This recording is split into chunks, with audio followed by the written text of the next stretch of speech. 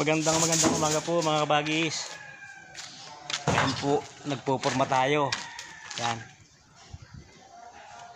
Yan ang ating bubuhusan. Yan, ganyan po ang gagawin natin mga kabagis. Yan. Ganyan ang ating gagawin. Yan po mga kabagis, kinabitan ng precast. Ang problema yung precast, hindi nagkaigi kasi nabali. Nagkaroon ng bali sa gitna kaya tinanggal natin. Papalit natin ang buhos.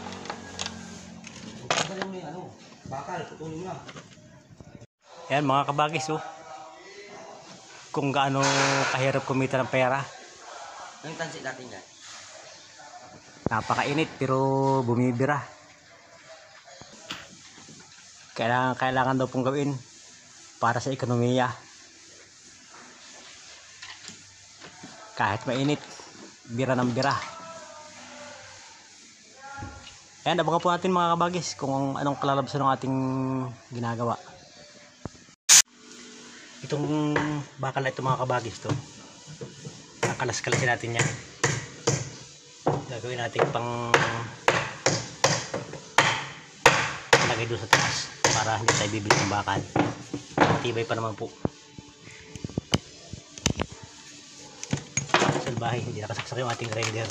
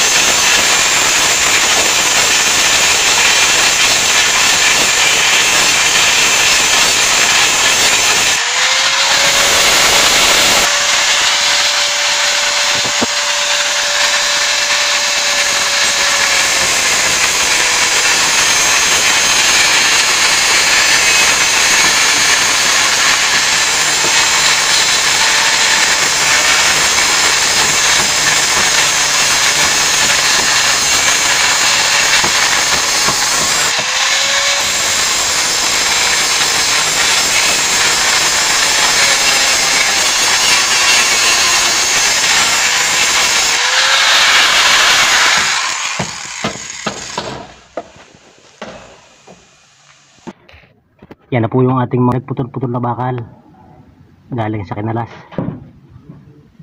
Mas marami, mas matibay mga kabagis kisa ibenta natin yan, eh gamitin na lang dito para tumibay yung ating ginagawa. Mahirap po talagang kumita ng pera mga kabagis. Kung sa construction nga hirap na kumita, lalo na sa YouTube. Sa YouTube nag-upload ka na nag-upload, wala pa rin, pero ayos lang kasi yung in-upload naman natin nadyan lang yan. Pagka naisipan niyang buklatin ng ating mga kamag-anak ay madaling hanapin. Kaya tiyaga-tiyaga doon po sa mga bagong nagbubukas ng kanilang channel, sipagan niyo po ang pag-upload. Hanggat maaari sa isang araw makatatlong video kayo ng upload. Wala pong problema kahit na anong content. Huwag kayong magpo-focus ng isang content para makarami kayo ng upload na video, kasi pagka isang content lang inyong ilalagay ay mahirap yan. Dapat maraming content kung ano-ano, halo-halo yan, para kahit anong upload, para makaipon ng mga kailangan ni Lolo. Maligalig po kasi si Lolo. Ako nga hindi pa nakaka-1,000, dapat maka-1,000 na, pero hindi maka-1,000 kasi nawawala. Hindi ko alam kung ba't nawawala. Hindi ko naman pagbintangan si Lolo kasi wala naman akong ebidensya. Kaya tuloy lang, upload lang ng upload ng pang-araw-araw na gawain ng tatay ni Toxmoto. Ayan po mga kabagis, tapos na natin buhusan. Software, meron yan. Titingnan natin mamaya yung ibabaw, kung anong klase yung ibabaw. Hindi na po kami nakapag-video mga kabagis nung pag-akit ng halo, kasi dadalawa nga kami ni Master, dadalawa kami. Kaya wala nang video yung paghalo. Tingnan na lang po natin yung ibabaw kung ano yung pinagagawa ni Master doon sa taas.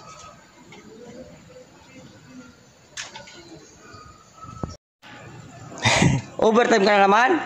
Yan po mga kabagis, tapos na nating buhusan yung ibabaw. Yan. Ang gagawin po natin, medyo i-slope natin yung ibabaw para hindi tumigil yung tubig. Iwas lumot. Ayan. Binibir po ni Master.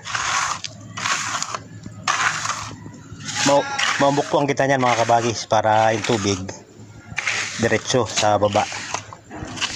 Pagka po kasi nakapantay lang yan, pwedeng tumigil yung tubig, lulumutin, papangit ang ating ginawa.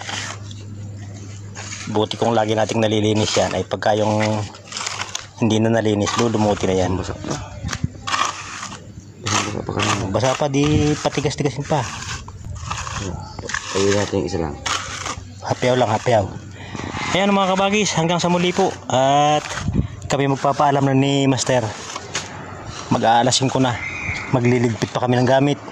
Maghuhugas pa ng paa. Para pagka dumaan sa maraming tao, hindi kami dungisin.